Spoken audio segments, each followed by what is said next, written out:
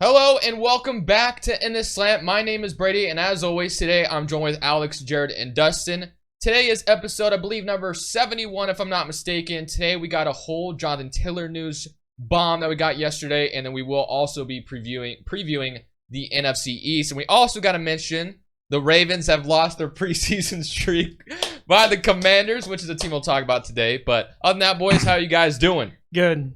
Doing well. I'm pissed now that we lost this damn streak. No, I'm just kidding. I really shouldn't give a damn. But, you know, as a football fan, you just want to see your team win when it's preseason. Who gives a shit? It's finally over. We can stop hearing about it. Yeah, for but sure. This does mean, since we lost that, we're going to the Super Bowl this year.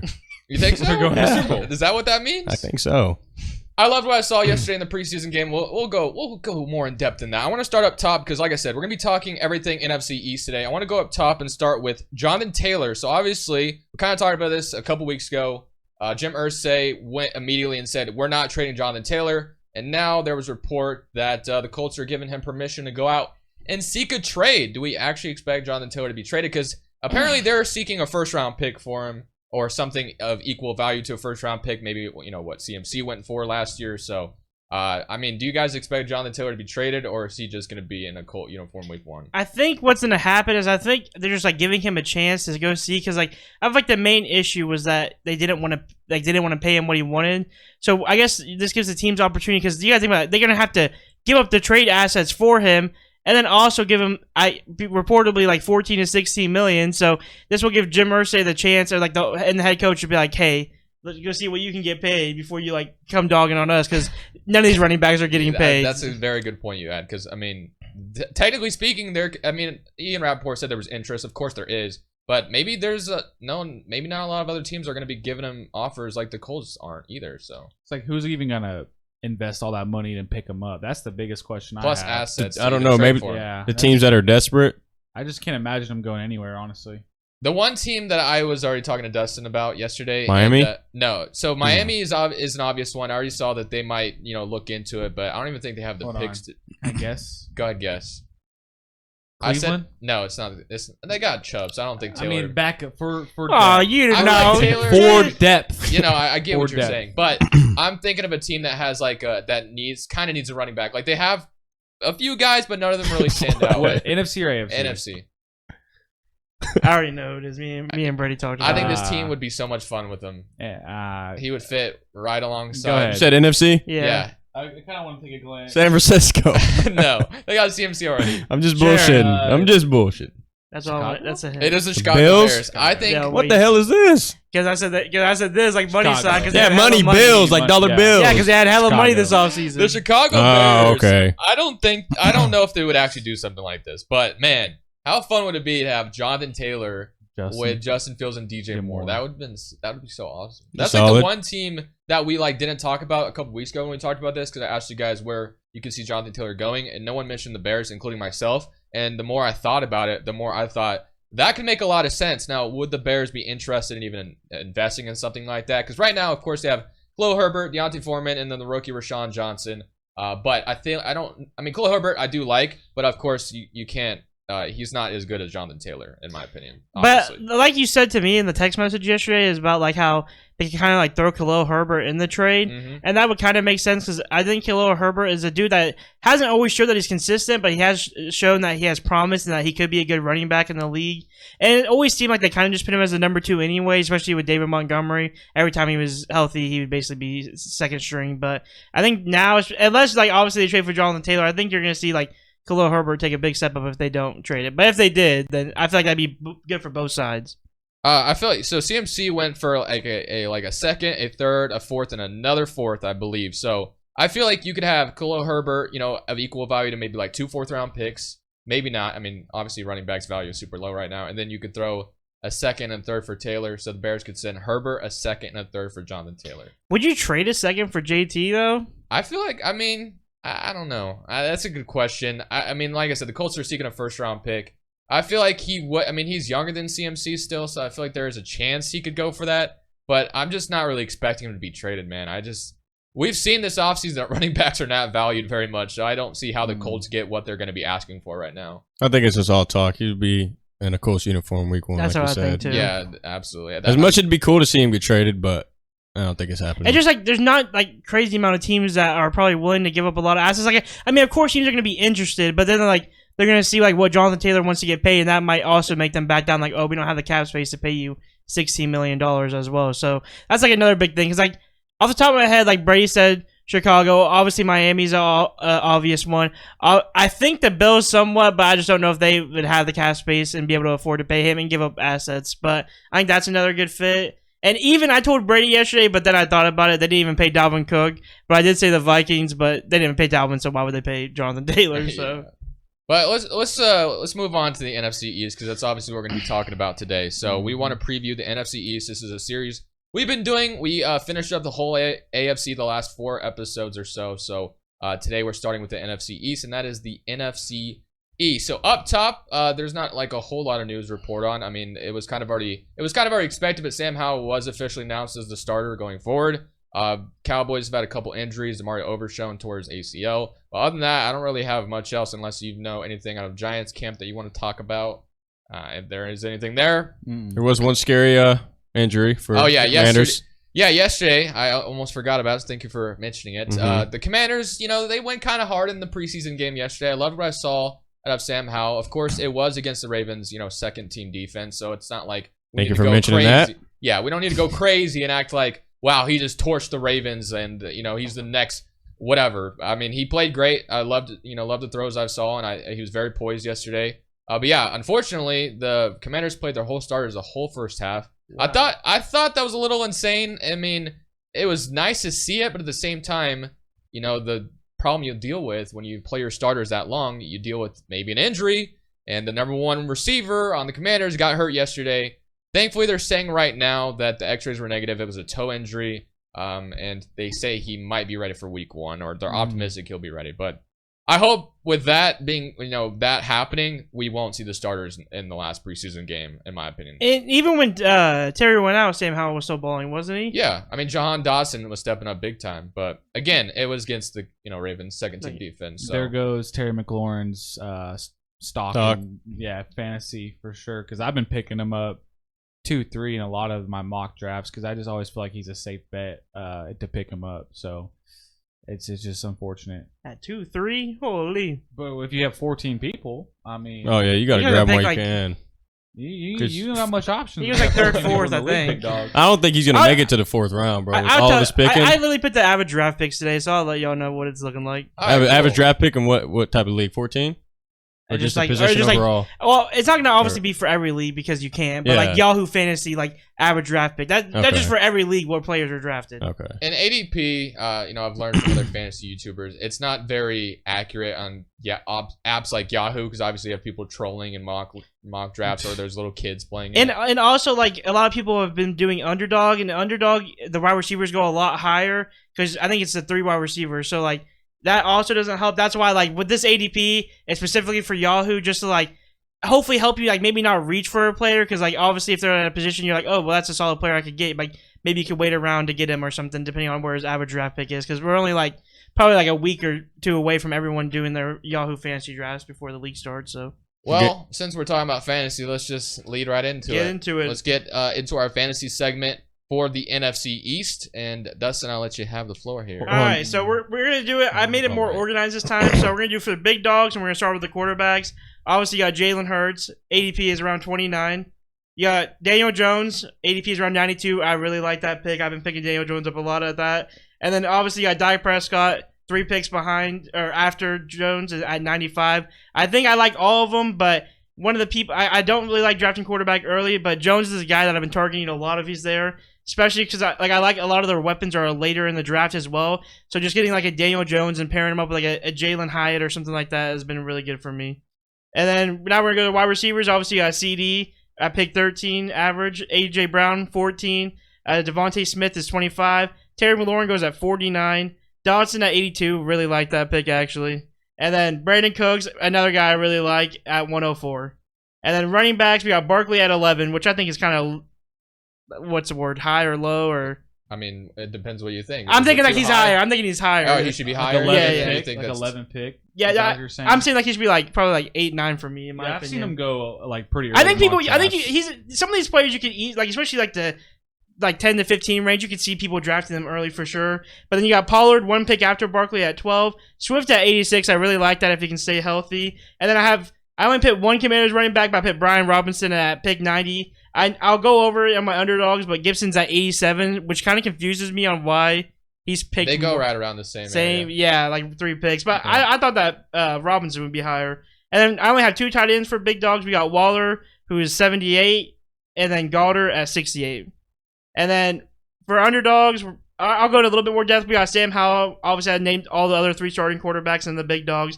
Sam Howell really did prove something. And, like, I don't think you should start him right at the beginning of the season. But especially if you guys like drafting 2 quarterbacks, I feel like Sam Howell is a guy you could draft really late. And I know a lot of people have been bumping him up on the quarterback fantasy list. Like, I saw someone say that he thinks he's like the 20th best fantasy quarterback this year, which I could see it. So, but then obviously that's my main reason. You got any other thing to add about Sam Howell or that you liked seeing? I mean, for me, I think as a Commanders fan, Sam Howell, and there's not been much competition since like Kirk Cousins, but just watching Sam Howell has been so refreshing, man. It feels like we finally have a quarterback that looks somewhat competent out there. So yeah, definitely. That's the main thing. It's just a matter of him going out and proving it. I think everything I've seen from him has been very, very promising. It's just obviously all been in like, meaningless games or preseason games. So it's just a matter of seeing it and when it matters, basically. Yeah, definitely. But going to wide receivers, I do have Gallup. His average pick is 146. I'm not really high on Gallup this year. Maybe I'm disrespecting him.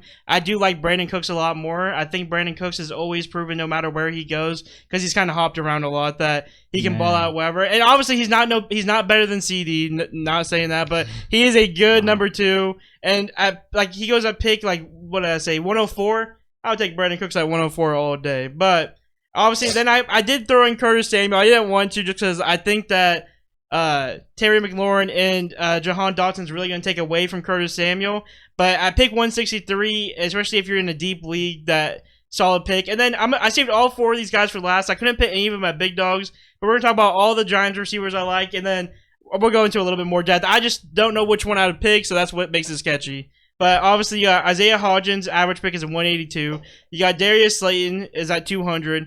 Paris is at 250, and then Jalen Hyatt is at 161. So Jalen Hyatt is the first one off the board at all of them, which doesn't make sense. But I do like Mr. Consistency in Slayton. He's always a guy that he doesn't go crazy often, but he always gets you like 15 points usually. Are you basing this pick off Yahoo Fantasy or your? Yeah. Okay. Yahoo Fantasy list. Yeah. Okay. Just because that's what we're drafting for. So they had Hyatt before Slayton.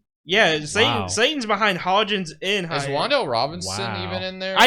He's questionable right now as well with his ACL. That's another but receiver. He's still practicing. I wasn't a pit him there. I think he was right around I think he might have been a little bit before 200s. I can't remember. And obviously the biggest, we'll get into it later, but just biggest one of the biggest question marks is receiving core for the New York Giants. Yeah. Is there anyone that you guys like in specific out of those 4 that you guys would? Dude, as far as the Giants are concerned, I don't really have a favorite there. It's just I feel like they don't have a definitive number 1. It's just if Jalen Hyatt becomes that's amazing. But I feel like what I've seen from Isaiah Hodgins and Darius Slayton, they're reliable. And maybe they turn into some stud. I don't know if that's there for Slayton anymore. He's fine, but he's been playing for a while. Isaiah Hodgins, I haven't really seen him as much. I don't even know how long he's been in the league, but I know he came on the scene last year. 2019, I think. Maybe even 2020. He played for Buffalo. He really emerged on the scene last year, so I mean, I don't know. Maybe he could take a step up this year, but there's nobody on the Giants I'm specifically targeting. I feel like if you see one of them and you want to draft him and take a chance, go for it. I mean, for me, it'd probably be Jalen Hyatt if I had to take a chance on one of them right now, especially where he goes. But that's there's a big question. I feel like you don't want to draft any of these guys to start them week 1. Oh, I feel like not. you just want to these are guys you target towards the 13, 14 end of your draft, and you just sit them on your bench and see which one takes off. You might choose the wrong one, but who knows? Maybe you get lucky. I do like Paris Campbell a lot too. That's what I'm saying. I like a lot of these guys, so it's kind of hard for me to choose. But I feel like if you're gonna take one, you just kind of sit him on your bench, take a chance, and then see kind of what Daniel Jones figures out with the these receiver weapons. you want on the Giants is Darren Waller. Yeah, for sure. Darren Waller. I mean, definitely. obviously he's a tight end, but he'd be the guy I'm going after if I wanted someone from the Giants. Dude, I really wanted to, or we'll get to it, but I'll go to running backs. Obviously, first one is Gibson. I saw a thing that someone said that he always seems like he just wants to be the second running back in his team, and it kind of made me laugh because Gibson definitely does have all the attributes to be a good running back. And then obviously I'll go to Deuce Vaughn. That was one of my sleeper and I picks. forgot to say Gibson's ADP is at 87. Sorry, and then You Deuce said Vaughn. that earlier, so Yeah, exactly. But that's You're why I good. forgot to say it. Deuce Vaughn is at 223, so a little bit later, but he's a guy you could take super late. Well, here, I want to pitch in on that real quick. I had Deuce Vaughn as my sleeper. I know I wouldn't say he's much of a sleeper because he's been getting a lot of attention during camp and stuff, but I feel like he can definitely be a good guy. God forbid if Tony Pollard got hurt. For the situations when Joe Mixon went down, Giovanni Bernard came in, or Alexander Madison came in from Dalvin Cook, I feel like Deuce Vaughn can definitely come in. And be exactly that that. guy. Like, obviously, there's no way he's taking the spot from Tony Pollard, but Yeah. I think that he's definitely going to be the number 2 there by the end of the season. I don't think he is ranked the number 2 right now, if I'm not mistaken. I think he's still the 3, but I think he's easily a guy by, like, mid-season. You could see him getting some good production. Not, like, maybe not worth starting, but he's definitely a guy I probably wouldn't draft, but it's a guy I would definitely keep on in free agency and see, like, what happens with them. And, like, definitely, if you do the claim things, I would be saving your claims for, like, someone like a Deuce Vaughn late if he, like, definitely turns up. Especially if you're in a 14-man, yeah, 12-man league. you're not going to want to waste any of your No. claims. You're going to want to wait till 3 a.m. when they go green so you don't got to waste a claim. But, and then, obviously, I had to pick Rashad Penny, and I picked Gainwell there. Obviously, 2 Eagles running backs, but with the whole situation with Swift's injury concern, I feel like you have to mention both of them. I wasn't going to mention Gainwell, but then I saw that he was drafted in a lot of Yahoo fantasies before Rashad Penny, which kind of surprised me, only by like 2 picks, but like I just thought that Rashad Penny was going to be the for sure number 2 there, but yeah, I mean, I don't know what to expect out of the Eagles backfield. I think I'm assuming it'll be like Penny is going to be like the workhorse, and Swift will be that like receiving and then work where he needs to be, and then we'll see how long Mr. DeAndre Swift can stay healthy, because that's been always his concern. Yeah, He's very definitely. talented, but he's got his health concerns every year. Yep, and then for tight ends, I'll start with the first one before we go into the second one. I'll do Jake Ferguson. I know a lot of people have been really hyping him up. His average draft pick is 165. He's just a guy super late. I know I'm not really a guy that stacks double quarterbacks and double tight ends. I kind of just pick one up when I need him for the week usually.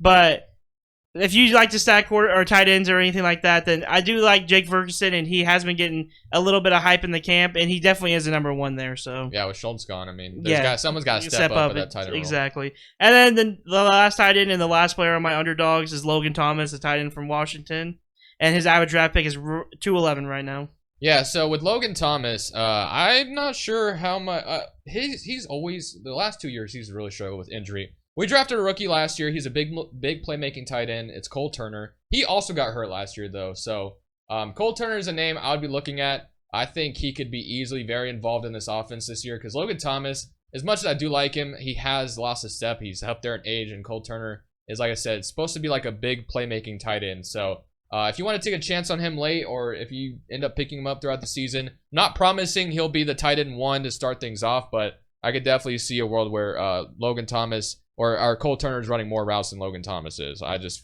feel like that's definitely a possibility. And another thing with like Logan Thomas for me is I kind of feel like he kind of has like the Mike Gesicki effect for me, where like he would usually just have like a little bit below average game, and then he'd like have those huge games where he would pop off randomly. And I'm just always sketchy to take those kind of tight ends. I kind of like just the consistent guys that can at least get me 15 a game, and you really have that with Logan Thomas. But that's how I feel about Mike Gesicki. But obviously people are going to draft Mike Gesicki, but. And then another wide receiver for the Commanders. He's going to be like the 4th guy in the depth chart, but Diami Brown. He is a guy that actually played with Sam Howell in college. So North Carolina, right? Yeah, they Wow. both played together in North Carolina. So they already have a connection. They scored a touchdown last night together as well. And I feel like he could be easily very involved. He's been always a deep threat wide receiver. He's never really blossomed the way Washington has wanted him to. He had a big catch on Trayvon Diggs one year, which was awesome. Or maybe it wasn't Trayvon Diggs. It was like it was a really big catch downfield, and then he had a really good game last year on the Titans as well. So he may like randomly blossom. So he's a guy if you're in a very deep league. Diami Brown's is a guy that I could see maybe getting some time on the field this year. Yeah.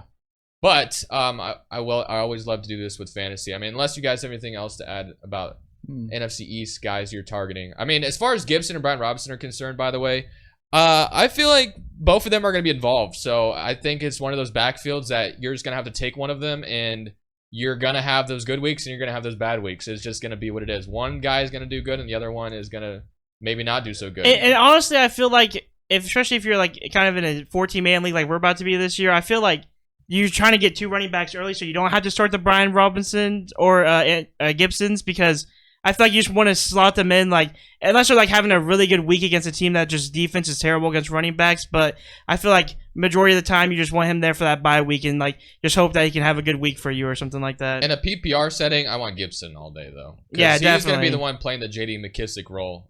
So I mean, Brian Robinson's more of the in between the tackles guy. Gibson was a former wide receiver in college, so he obviously has that part to his game.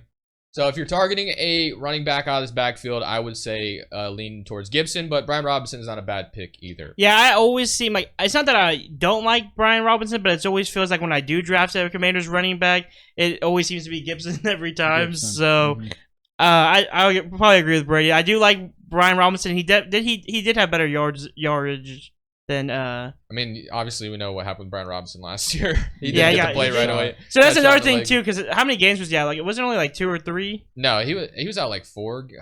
Dude, he came back pretty quickly. I think he was out like 4 to 6 games, but I can't exactly remember. I compare those two to Aaron Jones and AJ Dillon. Yeah, I mean, obviously, I think Aaron Jones has a little bit of a step on definitely all more these talented, guys, but yeah. Or just more I like had both of them. more like a floor. Like you always know he'll get like a consistent yeah, floor. for sure. But like last year, I had both of them in one of my leagues, and it's just you just never knew, man. Yeah, you don't know if you should start Aaron Jones or AJ Dillon. I remember I didn't start AJ Dillon in one of my games, and he scored 3 touchdowns at the goal line. And it's like, well, yep, that's how it be fancy. sometimes. I But was like, I'm just gonna throw my phone away. let's get into some would you rather in fantasy. I always Yeah. love doing this with you guys. Let's So get it.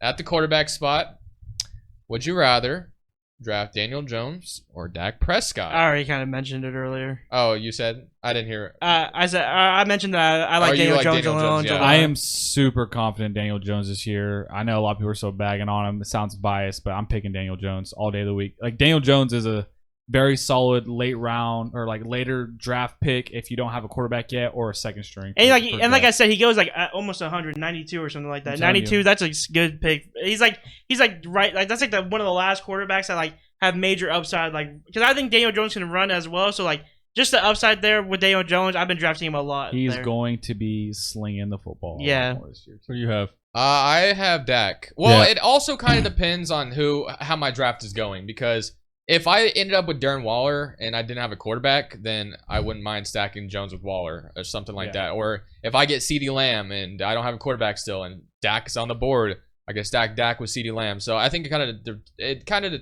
depends on how I'm drafting. Well, listen, at that point. forget the draft. You got to choose one. No, it's Dak. It's Okay. Dak for me. Yeah, Dak as well. Yeah, that's how I feel. About I've had him in the previous years, and if Dak can play like Dak, how we know he can play, he'll put you up some like, points like for sure. I even brought that up to Alex today. I was like, that one playoff game, dude. I do look if he played like that consistently, dude, he would be a stud. Exactly. So amazing. He would be a stud. But running back position, Tony Pollard or Saquon Barkley? I'm taking Tony Pollard just right now because of the situation he's in. How's the Cowboys O line looking right now? I mean, it's still solid. It's still got. Y'all, I mean, y'all Tony- know who I got. It's I'm not. gonna It's say not it. the. I'm gonna It's say not it. the best offensive line it used to be, but it's still got some good. Tony Pollard Give worked me- last year with it. He's going to do it again. Give me Barkley. But do you think? Y'all know who I Do you want. think it was more that Pollard was just because he was in an RB2 role? Do you think he'll be fine again in an RB1 role this Yeah. time? I You mean, got why not? Saquon, I obviously. got Saquon, but I'm not gonna sit here and say like if there's a chance Tony Pollard might produce better this year. I mean, I'm not down it at all, They're, but they're I'm like gonna right just, even with me. Like it's like yeah. neck and neck. I on just either I'm one gonna of stay a them. little biased. I'm gonna stay confident with Saquon after what he did last year. I think Tony's gonna have to adjust a lot more being RB1 with trying to reserve his body. Saquon's been through those injuries, so he runs. You can just see it from his rookie and second year to now. He runs a lot smarter. When he has to get down, he's gonna get down. If he's at the sideline, he's not gonna lower his head most of the time and try to run you over. He's just gonna run out of bounds because the original way he tore his ACL was trying to lower his head against Chicago, and he blew out his knee. You recap it and watch it. So. If I had to choose, I'm going back and forth in my head on this, but I think I would lean towards Saquon as well, just because. Although I do love Pollard, Me too. Pollard is I a do love guy Pollard. that I really wouldn't mind building my fantasy team around because he's going to be a very late first or an early second. So Pollard, I love, but I think I would lean towards Saquon right now. But it's tough for me. For sure. And then the other backfields, you got the Commanders and the Eagles. I mean, as a whole, because like there's no definitive number one in either backfield. Which backfield would you rather be targeting right now? If you had to choose, I'm gonna ask you like name to name. Let's just backfield to backfield. Which one would you rather go for? I'm going Commanders. Okay. I'm going Eagles. I have to. Gibson has been a very reliable pickup for me the past 2 years. I just think Swift is the best out of all of them, and then I don't mind Rashad Penny. So I don't mind Gainwell either. I feel like there's 3 running backs who are super solid, so I have to go Eagles. Yeah, probably Eagles. Yeah, I mean, since I'm a Commanders fan, I'll choose the Commanders, but I will give respect to the Eagles, who are, obviously a really good rushing offense. But with Eric Bieniemy this year, I have a good feeling. And you came in the Eagles O-line's nasty, so that's another thing you got to add on to it too. That's definitely true because Commanders O-line is, I don't know, man. I don't know what to expect. It could be very abysmal, mid. I don't expect it to be elite. It just needs to be good enough. But one thing I will say that Sam Howell didn't mind checking it down to both Brad Robinson and Gibson yesterday. And then Gibson actually scored a touchdown as well. You have to trust him, if Brian Robinson's in, he's doing a check down, no one's there, just throw him the ball. I mean, he has the ability to catch it. Yeah, for sure. As far as tight ends are concerned, we got Ferguson or Logan Thomas? I got a good one. Oh, go ahead. CeeDee Lamb or AJ Brown? AJ Brown. CeeDee Lamb. CeeDee Lamb. Crazy. I'm Over on AJ Actually, Brown? No, AJ Brown. I'm AJ Brown. I'm on the CeeDee Lamb I'm going train. CeeDee Lamb as well. I'm on the CeeDee. I literally put AJ Brown as my number 3 on my list. Like I was disrespectful. with Devontae Smith there, it's going to take a lot of target. I know Brandon Cooks is officially in Dallas. And Michael Gallup. And Gallup. But Gallup's production has went down so much. I mean, Yeah. it might ramp back up. I don't know. But drafted. right now, I ain't drafted. One of us very well could be picking at 14 in our draft. And Lamb and AJ Brown are usually not me. They're usually both there. So you're saying you would draft what you're saying? I'm picking CD. But I mean, you technically could get them both though. You could. I've seen, especially if you're at the 14, bro, you could get both of them. Yeah, you could. I've seen AJ Brown go like 7-8 and CD go 7-8 in a lot of my mocks. Like they're going, bro. They're going. I see them going pretty late usually when I'm doing. I think AJ Brown. Yeah, AJ Brown was like. Let me check the ADP on both of them again on Yahoo. But yeah, they go like literally right around. Yeah, right next to each other. CD is average pick at 13. AJ Brown's at average pick at 14. That's crazy. I'm the CD. I always love CD Lamb, even though I don't like the Cowboys. I think I'm a big fan of CD Lamb. I'm not gonna lie. I know we're talking about the NFC East, but another guy that I've seen surprisingly drop was Amon-Ra St. Brown. And I'm just like, golly, like if I got the 12th pick and he's there, like I'm getting him. You're getting him in the first round? Amon-Ra St. Brown? Yeah. Who are you going to get at 12? Someone else? Because Stephon Diggs probably won't be there. Yeah, I think he's been there. Man, for me, he has been. Listen, just don't be past pick number 7. You ain't got to worry about it. Man. You can take all the big dogs. Drafting wherever in the No. I feel like I can build You wouldn't take him late in the first? If no, I'd let him come back to me in the second. He ain't coming back. I've seen him come back to me before. 14 man, he's not coming back. No, but when you're doing the draft, like if you guys reach, I'll be happy. I'm like, man, I'll just take someone else that they ain't reaching. We all have our own draft strategies, and it's gonna be real interesting. Like, don't get me wrong. Like, yes, Yahoo Fantasy, some of the draft boards are obviously off. I've seen Patrick Mahomes and Lamar go first, second round. Yeah, something like that happens. That's but you're gonna see that in our league. I'm about to say we got some guys who do that, so which gives us leverage to pick up guys who are still really good. I love picks. I love Martin, but he took Josh Allen and Mahomes and Elway took Randall Cobb. Scholars. What was it? What pick was that? Round 2? That was not last year. Huh? No, but the year before. Yeah. He took Aaron Rodgers first. And then Randall Cobb. It worked out for him because I made a trade with him later in the year, and he made it. Elway, I respect it if you watch this video, okay? He started Kelsey and Mahomes. That's a great connect. All you really need to do. But I think his first 3 picks were Josh Allen, Kelsey, and Mahomes. Or it wasn't in that order, but yeah. I think Kelsey was the first pick, actually. Yeah, it was Kelsey, then probably like Mahomes and Allen. But I don't know. I feel like either way, both of them are good. I don't know about drafting those 2 quarterbacks that fast. No, I wouldn't want to do that. That's not a strategy I'm doing. I'm just saying that it happened last year for us. And like, I just feel like a lot of people, when it comes to fantasy, that like, especially when they're like still just getting new into it, they think that like you have to use a first round pick on a quarterback because like they think that the quarterback's the most important position on the field in real life, which I would agree it is. But in fantasy, you can wait till like the 3rd. I feel like Patrick Mahomes at the latest or at the fastest should go at the end of the 2nd, in my opinion. I see him go second. Well, I think end of the 2nd. If you're new to fantasy and you're already in paid leagues and you're doing that, you ain't winning no damn money. Yeah, that's true.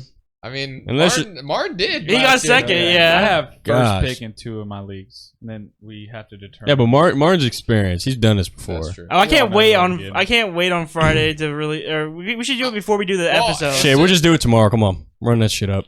No, as soon as everyone pays, man, I'm ready to do it. I'm ready to draft I'll pick ASAP. Friday for sure. Well, I'll leave the draft Up the to way where it is. because, like, I don't want injuries to affect anything. So- Just start everybody off. Don't even tell him we just all draft. Yeah, and get our players definitely. in. just start it and no one's even looking.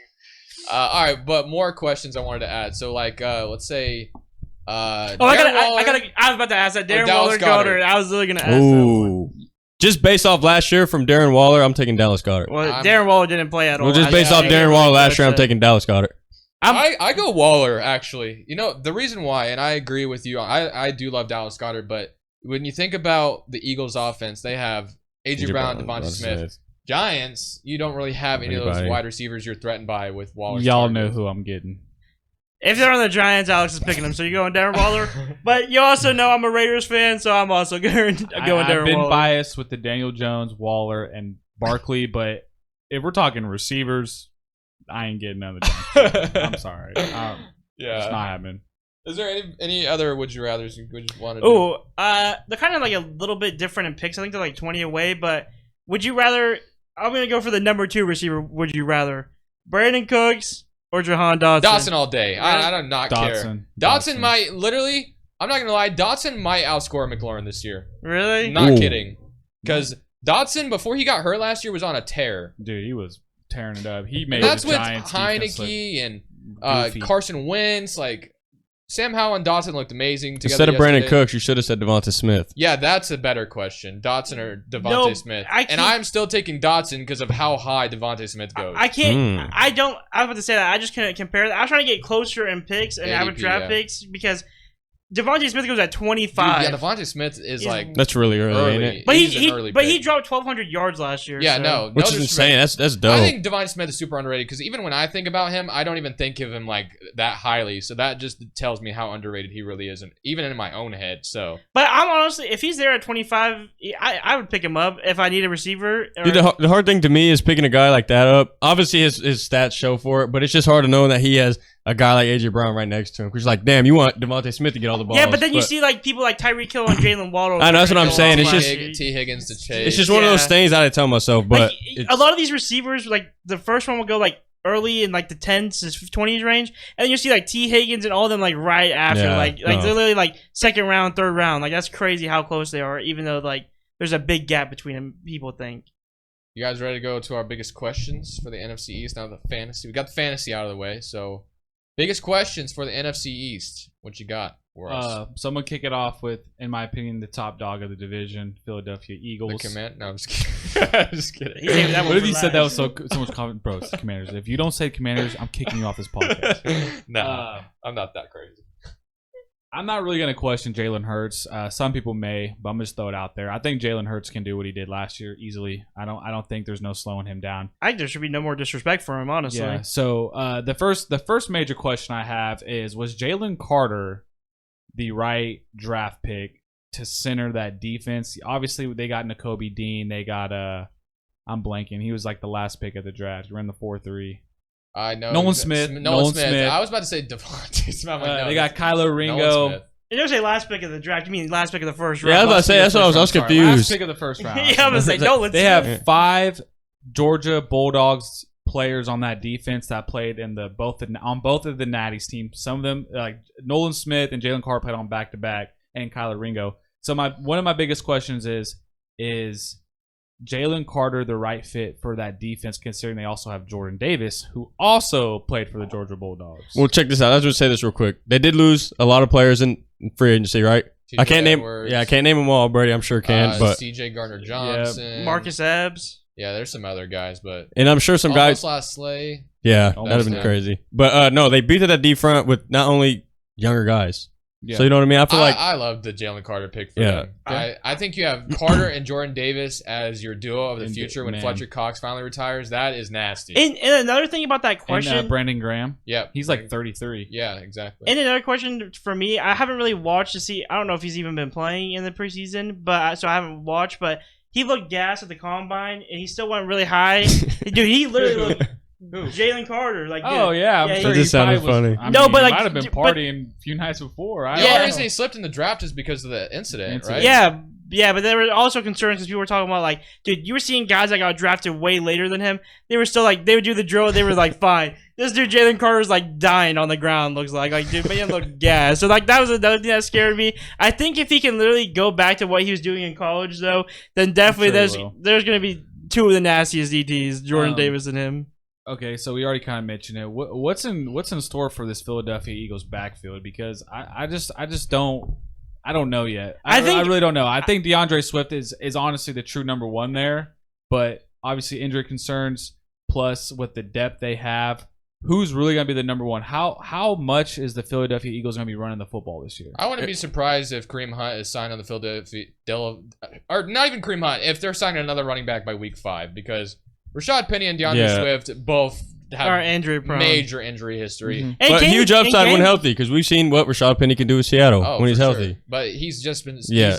gotten injured like every year, along with Swift as well. So I assume, as I said earlier, there has been some talk that Penny might be a roster cut, though. I'm not sure how true that is.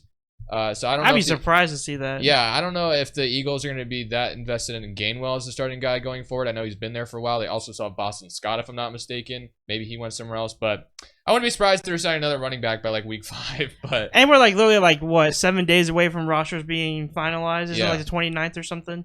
So I guess like literally in like a week we'll be able to determine all these rosters and everything, and maybe get a ranking in on them or something. yeah. So I don't know. I think Penny will be the workhorse, and then Swift will, get some runs as well, and then be the. I didn't even think about that, but when Brady said that, that sounds really smart to me. Just because obviously Penny's more of like just a head down, go forward kind of running back. So like I especially think I agree with Alex that Swift is definitely the number one there. But I feel like you could see Penny taking the start, and then like just throwing Swift in there because like obviously like Brady said, he is really good at catching too. Probably one of the better ones. So. He has both. He can do both, but just the injury concerns. I feel like they'd rather keep DeAndre Swift healthier than Rashad Penny. Which is why I think the Lions were more than comfortable from moving on from Swift, because he just can't stay healthy, man. And I love Swift, bro. I do. It's just his injuries is a problem. And they got Jahmyr Gibbs now I too. think there's a little motivation for him as well. He's playing. He's from Philly, so like he's back home. He's from Pennsylvania. So Swift is. Oh, that's cool. yeah. So honestly, I'm gonna move on from the Philadelphia Eagles. I don't think there's a lot of questions there. I think most people will believe they're playoff bound for sure. It's just about how the rookies perform. I feel like if their rookies can definitely, I think That's they're why still a I solid mentioned team Jalen without Carter. him. But like if their rookies can perform, they're definitely gonna be a Super Bowl contender again. All right, so I'm gonna move on to the Commanders. So one of the biggest questions I have is Eric Bieniemy going to turn this offense around in the first year he's there with all the skill and all the potential and all the players they have on that offensive unit. That's my first question. I do believe that the Commanders, if they can start fast instead of starting slow like they usually do, I wouldn't be surprised at all if for some crazy scenario the Commanders are running for NFC title. That's a crazy scenario. That'd be wild. But like, is Eric Bieniemy going to be the coach he was in KC? I mean, truthfully, I think him coming there is putting so much more incentive to coach the players harder, to where you're really going to start winging out the cancerous attitude that organization's had for so many years, especially with their former owner. So when it comes to Eric Bieniemy, I'm not wanting to go this far, but I saw somebody tweet that I'm starting to wonder if Mahomes was just benefiting from being in Bieniemy's offense. I was like, I don't know if I'd go that far, but imagine Mahomes just fell off because Bieniemy's gone. Oh my God. No, I don't think anything like that. Brady literally claimed that for real too. No, I did not. Imagine. No shot I would ever say that. But I think compared to what we had last year with Scott Turner, I've already loved what I've seen with Eric Bieniemy. I think he seems like the real deal. There's always been questions whether it's more Andy Reid doing everything there or if it's been Eric Bieniemy. And the reason why everyone's kind of wondering is because he has not landed a head coaching job, which is why he's even in the position that he's in right now, where he's the offensive coordinator for us. He had to go to a different team to prove it's just not because of Kansas City. I mean, I love what I've seen from Sam Howell under Eric Bieniemy, so I feel like he's the real deal, and I really expect big things out of this offense. This Why he's smiling like that? Dustin was looking at me. Yeah, go ahead. I heard you chuckle too. So what did you have to say? Brady's got his dick riding cord out. No, I'm just kidding. I have to. What do you mean? Yeah, It's my favorite team. I mean, I'm honestly not that like I like my other question. The D line for the Commanders is phenomenal. Don't get me wrong. They got Cameron Curl. They got Kendon Fuller. They got Emmanuel Forbes. Sweat. Who's the last What? D-back? Benjamin St. Juice. So I do question. Or if you, I mean, and then there's Derek Forrest as well. There we go. That's who I was trying to think of. You're talking about your secondary? I'm talking about the secondary. I mean, the Commanders' secondary has always been iffy to me. It is. But, I mean, right now it's looking pretty good. So my other biggest question is, are they going to let receivers just trample all over them? Well, I mean, if you Did you mention Willie Goose? Dude, no. He should not be on the roster. He sucked last year, and yes. That's funny because Wild Goose is Rashawn Wild Goose. He sucks. He is not a starter, so he is not a guy, bro. Because yesterday, if you watch the first drive, Commanders versus Ravens, the Ravens had their Zay Flowers was out there, but they had their other wide receivers out there, and they just marched right down the field, like absolutely like it was nothing. And I wasn't surprised by it because it feels like the Commanders' defense, and we didn't have every single star out there. Like Jonathan Allen wasn't out there, Chase Young wasn't playing, but I saw like Emmanuel Forbes was out there, of course. But yeah, Zay Flowers absolutely torched us the first drive. But the secondary, it's always iffy. It really is, man. Which is why corner was the #1 priority going into that draft. And they had Christian Gonzalez on the board. They decided to go Emmanuel Forbes instead because they wanted the turnovers, and I'm hoping Emmanuel Forbes can bring that. And obviously, he's a good coverage guy as well. I mean, it just remains to be seen. I mean, Forbes, I'm sure, is going to get torched at times. I don't expect him to be a lockdown corner by any means. Kendall Fuller can get torched sometimes. We just have solid guys. No one you're really expecting to go out there and light the world on fire. I feel like this defense sometimes gets off to slow starts, which really annoys me, similar to yesterday, how it started for us. So we'll see, man. I think it's solid enough. The safeties, I have a lot of trust in. Cameron Curl, former 7th or 6th round pick. So to be able to have a talent like him, he needs to be paid, by the way. To have a talent like him at safety spot from like a 6th round pick is amazing. We'll see, man. I trust that.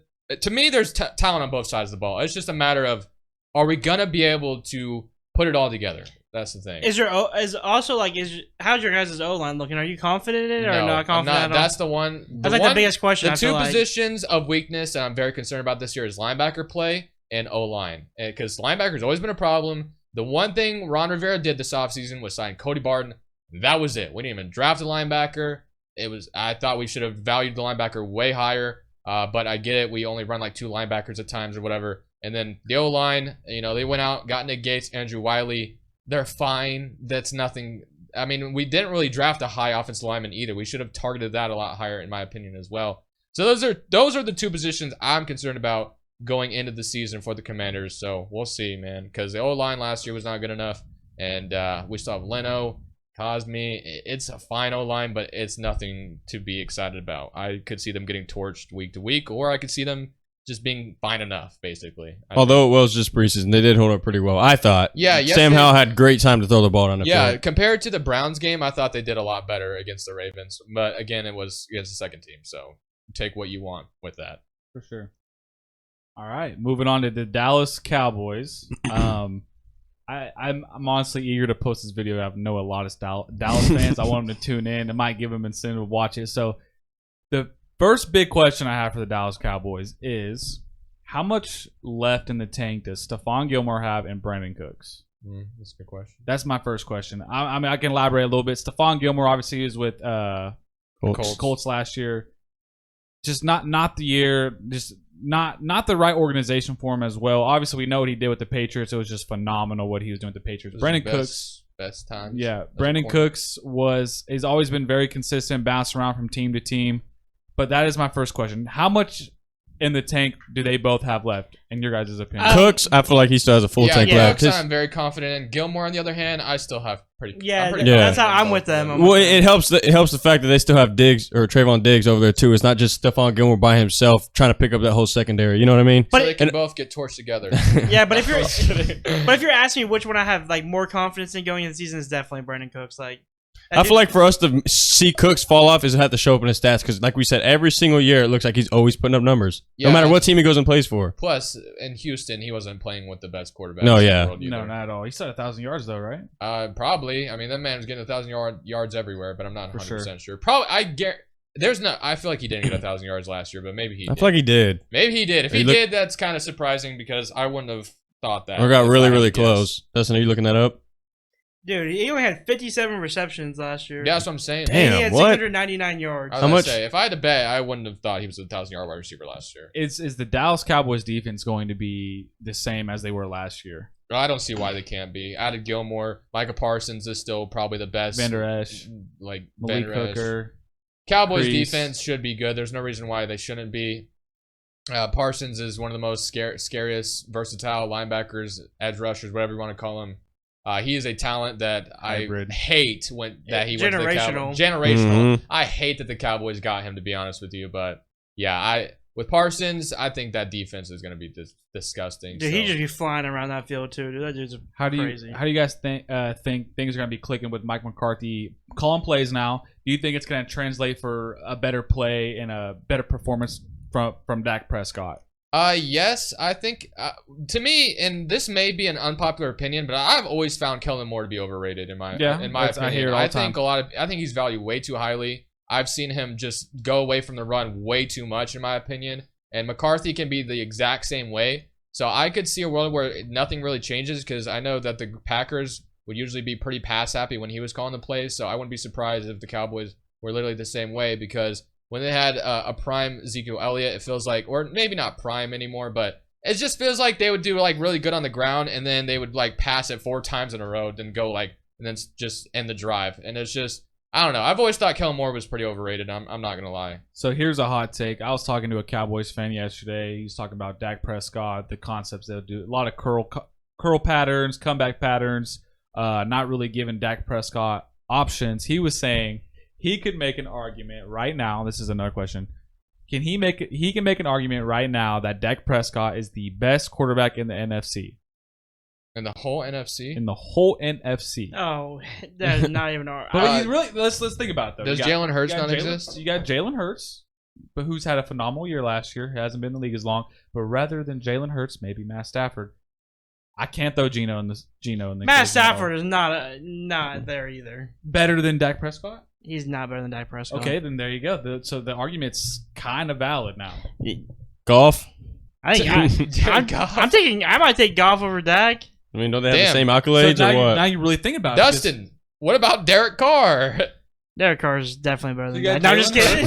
Jalen Hurts had a phenomenal year. Yeah. He did, yeah. Phenomenal year, made it to the Super Bowl. We'll talk about it when we get Dak Prescott. I was telling Dustin this earlier. Dak Prescott has 2 playoff wins. He's been in the playoffs, I think, almost every year he's been in the league. No. Well, I mean, he's had injuries. Injuries. So the point is, there's a little bit of validity to it. And I will say this, and now that you bring that up, I wouldn't have realized that without you saying something. But that's sad, in my opinion. Yeah, that's how sad. wide open the NFC is, because man, Dak is not that kind of guy. He is fine, and I think when Dak first got on the scene, he was preseason. Everyone thought it was just preseason, and obviously he played great his rookie year. But it just we've seen Dak just have his terrible games where he's throwing picks and getting putting his team out of the game. So I guess you could make that argument because the NFC is just so sad right now. But I'm trying to think about it too, about all the quarterbacks, bro, and I'm just like struggling. I know when you first said something, I was like, "There's no way," and then the further we keep going into it, it's not really. Let me see if these messages are still here. I really want to recap. Oh wait, I got another question. Okay, Kirk Cousins or Dak Prescott? I'm taking Dak, bro. Yeah, I think, man, actually, because Kirk was another quarterback I was thinking in my head, but I'm like, no. I still think I'd pick Dak over Kirk. I mean, I don't know. But yeah, I know this. Alex wasn't gonna say it because it's biased, but I would low-key pick Daniel Jones over Dak Prescott. I can't. I'm picking Daniel Jones over Kirk. Oh, for sure. So yeah, I got us thinking now. Sam Howell or Dak? Dak, obviously. Daniel Jones or Dak? I would choose Dak. Still going Dak. Jalen Hurts. I'm going Jalen Hurts. Detroit, you got Jared Goff. I think I would still take Dak. Chicago. I'll take Fields over him. Chicago. Okay. I can't right now. You can't right now, but I could see Fields being better than him this year. Maybe I'll say that. Maybe. Could Maybe. be. Definitely could be. Jordan Love, same thing. It's it's similar to Sam Howell. We don't really know what we're getting. People are really hyped about him. People are really hyped about him. Kirk Cousins to Dak, though, is a pretty close one in my opinion. And I think I would choose Dak barely, but it's kind of tough. Derek Carr, Dak, I think, is pretty close as well. This is biting his tongue on this one. I'm choosing Dak by a little bit, but I could see a way, especially I've been hearing that the Derek Carr and Michael Thomas connection is crazy, so I'm low-key trying to target both of them because they both go late. But Chill out on MT, man. I'm glad I dropped the bomb because I feel like Dak is arguably the best, but I still would pick Jalen Hurts over him. I think with Kirk's defense being one of the worst defenses in the league, obviously the point differential was terrible. But I think if the defense was just even slightly better, like Kirk would look like a better quarterback at the end of the day. Well, also another point about that is I feel like Kirk usually has to throw because they're so down in games. So I feel like if their defense was better, that they'd be running the ball a lot more. Because I feel like Kirk is always throwing. There's one quarterback we're forgetting about. Kyler Murray. No, dude, stop. no. I'm taking Murray over Dak. I'm not. You are? I am. I would. It's a hot take. I'm taking Fields over Murray. Give Kyler Murray. You mean Murray or Fields? Kyler Murray with the Cowboys. You mean Fields over Dak? It's over, man. I'm taking Fields over Dak. It's crazy. Okay. All right. What about Brock Purdy? I can't go there yet. If he plays like he did last year, then I would agree. Yeah. All right, let's go ahead and move on. I'm gonna save the best for last. So you're gonna be asking these questions and answering yourself? No. Yeah, well, obviously, I'm gonna be answering I answer all the questions I ask myself as well. No, but I'm saying since this is specifically for your team, you know what I mean? I got a lot of questions for him. Obviously, I need to stand up, dog. So here we go. Damn. The first question I have is: did the New York Giants acquire enough wide receiver weapons to fulfill the throwing duty of Daniel Jones? I think that they have a good enough core too. They tried it with Kenny Galladay, so I don't blame them for not going out there and trying to get it. I just don't know who their number one's going to be. That's the main concern. Is I just don't know who's going to take off as the number one because I feel like to have a really good wide receiver core, you need that true number one. So I feel like we just have to wait to see who becomes that. But I feel it'll be Stephon Diggs eventually, according to Stephen A. Smith. Dude, imagine. The Giants? No, did you guys see that Stephen A. said Stephon wants out of Buffalo? He's unhappy. Yeah, but then Stephon basically said, I don't know where he heard that from or something like that. Bro, Josh Allen would be pissed if he got rid of Diggs. Oh, I mean, yeah, absolutely. It's number one weapon. Mm-hmm. He'd reunite with Mr. Brian Dable, though. See, that's what I'm saying. Okay, so my opinion on all of this is I think Daniel Jones is going to be slinging the ball at least 100 to 200 times more this year. I think that Darren Waller, the question is Darren Waller and Daniel Jones going to have a good connection? I already think they do, and I think it's going to happen. That drive he scored, I think he was 8 for 10 or 6 for 9, something with 60-some yards with a TD. He threw the ball to Daniel Waller 4 times, and it was all connections. So it's maybe in the craziest scenario, Darren Waller and Daniel Jones, obviously not on the same level, is going to be like the Pat Mahomes, Travis Kelce, and then they build weapons with receivers around that. That could be a potential thing for the Giants. I get what you're trying to say. Yeah. Their offense is going to be exactly like the Chiefs, where they have no big star receivers, the tight end and quarterback gets the job done. So, you got to remember too. Another thing that's different is that, yes, with the receivers and tight ends with the Chiefs and Giants, it's the same. But you guys have a way better running back than the Chiefs. For sure. The Chiefs flush quarterbacks left and right. I'm taking Pacheco. So, remember Pacheco top 5 this year. Remember, is Brian Daboll going to have the same year coaching? Is he really that guy for New York? I think he's really that guy. I think he's gonna do better. I really do like him. Hey man, he made them look good last year. I don't see why not. I will say though, last year the NFC East played the easiest schedule, so it will be interesting to see if the Commanders or the Giants fall off this year. We have a hard schedule. I'm not really questioning our O-line. Our O-line's looking pretty nasty this year. We always have a hard schedule. So I love our D-line. The thing that I'm worried about with the Giants is obviously the secondary because, man, last year was just rough. I remember certain games, especially against the Commanders, bro, they drove the ball down the field in 30 seconds. I swear to God. And I think Jahan Dotson did a spin move and scored. I was like, dude. So my other question is, how do you guys think this Giants secondary is going to look this year, especially with the addition of Dante Banks in our first-round pick? I mean, last year when we played you guys were depleted at the cornerback spot, right? Because I know Fabian Moreau was. Do you guys even still have him? I think he's our second string. Yes. Who is the Giants starting? Adoree? Is it you guys still have Adoree Jackson? Adoree Jackson is our starting corner. We just released someone, and I think the Bucks are picking him off waivers. It was who you just said. So, Fabian Moreau. Yeah. Because man, last year he was getting cooked. I do like Darnay Holmes still. He obviously had his games last year. Another sleeper I have on our defense who came up big last year with injuries was Jihad Ward.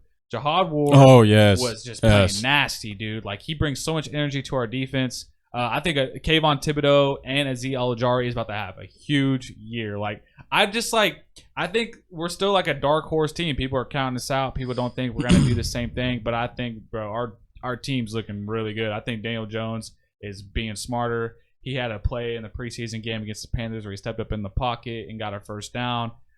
Obviously, we know he can do it with his legs. I'm confident. I got another. I'm gonna barge in real quick.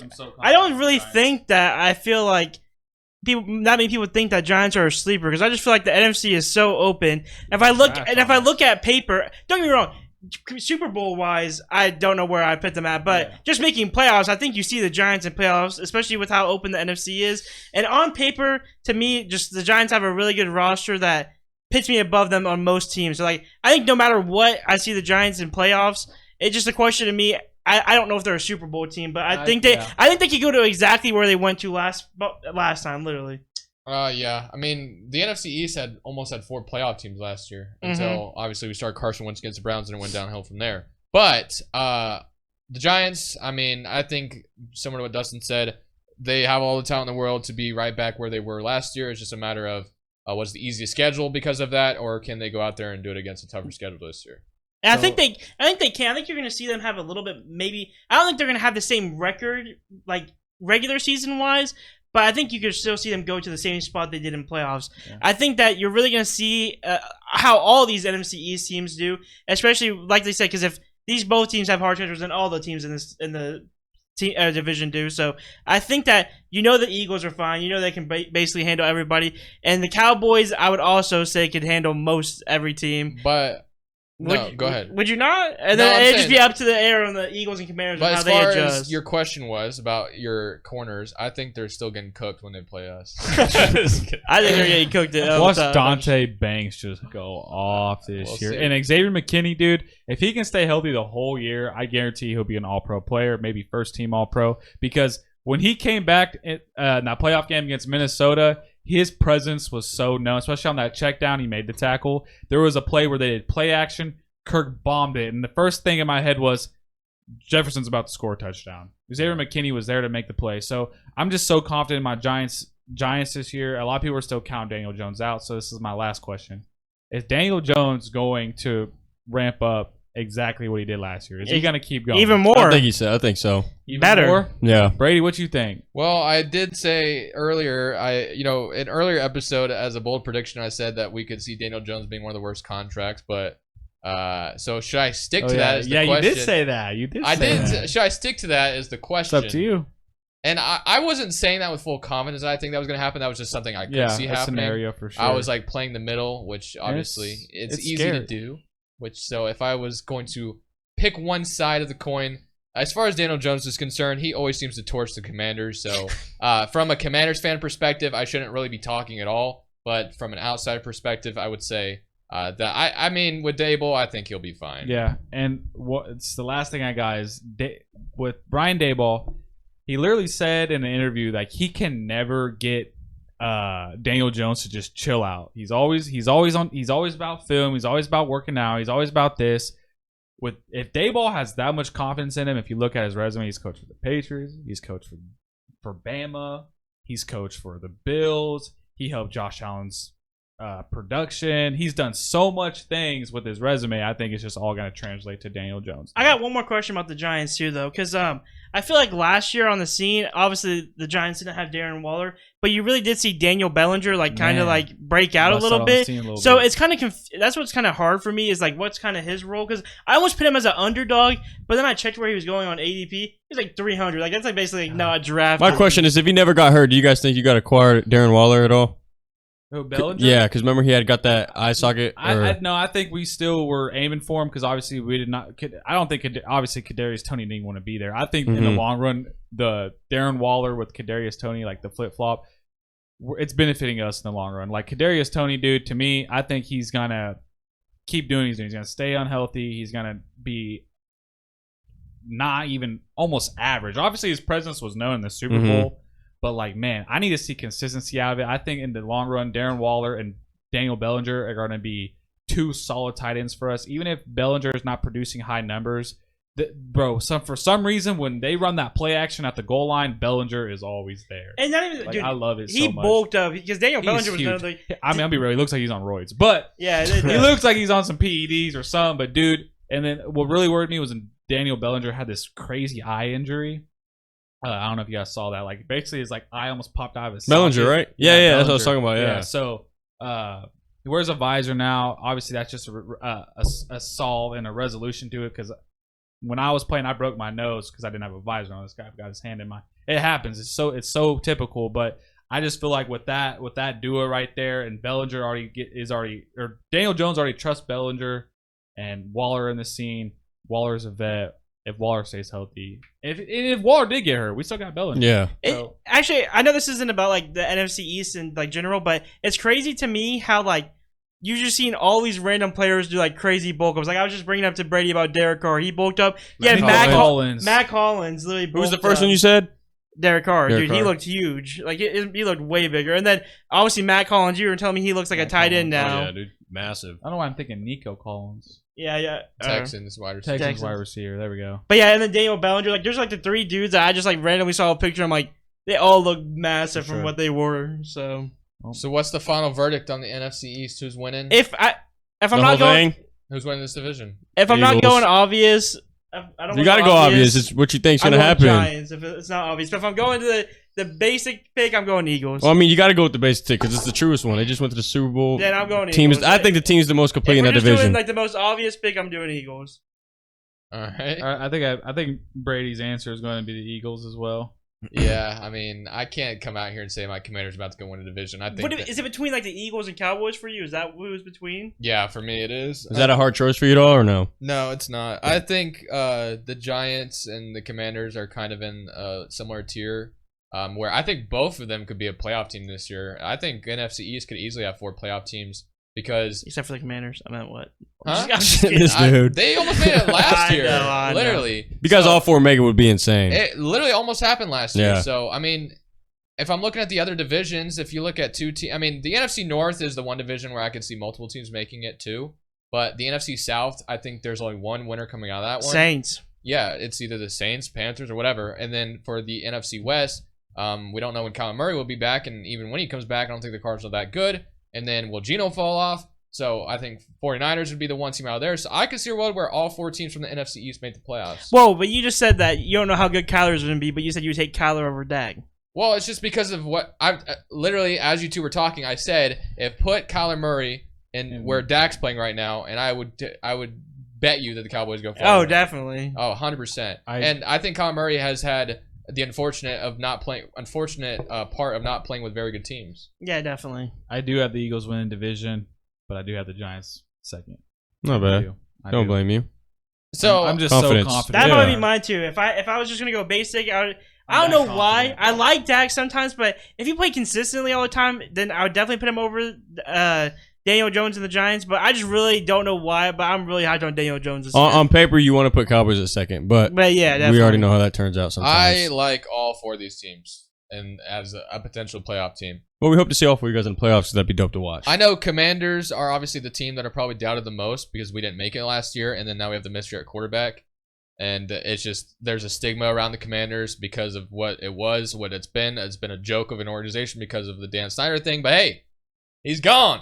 He's gone. So, Josh Harris, Mr. Josh Harris, who shakes hands with Joe Buck while he's in the booth, that was... You didn't even send me that video. No, I'll send it. I'll show It you. was so awkward, but it was so funny at the same time. He was like, yeah, and then he was Troy just Aikman nervous. You was could like- just tell he was nervous, or he was zooted. Either one. I don't But know. He's one hell of He's a gone, man. so- He was faded, But man. when I watched, I was laughing so hard. I'm like, this guy. He was happy to see his He's boy like- Silly Goose out there. So we're just all Eagles then, right? Yeah, I mean, I think it's If the hard. Commander signs Silly Goose, they're going to the fucking bowl, dude. That's all I gotta say. It's Wild Goose. Wow. Hey, you guys. And he needs to be cut. I do not want to see him on this team. So bro. so what are the people going to be expecting for the next video? Hopefully this Friday. Or what are we? What's division are we doing this? We're gonna post our live draft.